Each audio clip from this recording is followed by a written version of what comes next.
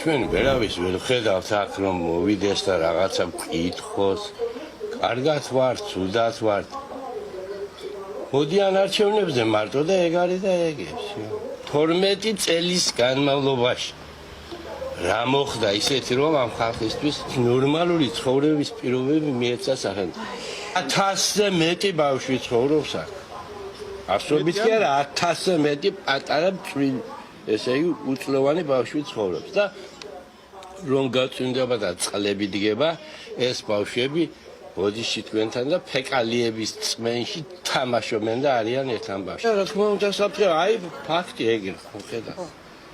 ასეთი მდგომარეობა ავადდებიან ბავშვები. დიდებით ავადდებით აქ არის ანტისანიტარია რა. გაუსაზრისი მაგრამ სხვა საშუალება ჩვენ არ გაგვაჩნია და ხა ერთ 40 გერ წაახურის მერე ერთი იქეთ არის. ბევრი ასეთი ღია ორმოა. კი ბატონო, კი. არ გაქვთ მოთხოვნა არ ესაუბრებით ხელისუფლებას. რომელი დაგველაპარაკება.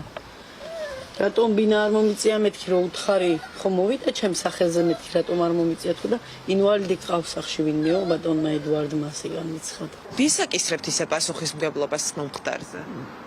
არც მაგი არ ვიცი, ვისაც რო ეკისრებოდა თვითონ ისიც კი აღარ ჩანს.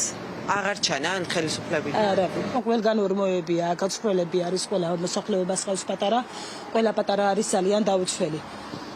არ ვიცი, ეს არ იქნება მშობლის ბრალი, რომ მშობელმა შვილი ვერ დაიცვა, არ აქვს მშობელს გასაქანი წასასვლელი, გამავალი იმის გამო რომ სადმე გავიდეს და ეს არის მთავრობის ბრალი, როდესაც ამხელა ტერიტორიებს ანგრევს, შემოღობის გარეშე, ტრაქტორი ხვრელებს იღებს, ან თუ ის ხვრელები ხო შეიძლება შემოეღობა, ან დაცული ყოფილიყო, ან ის მასალები შემოტანილი. ჩვენ ისიც კი არ ვიცოდით რომ ეს მასალები მოვიდა, აქ მშენებლობის ბინების ეტაპი დაიწყო.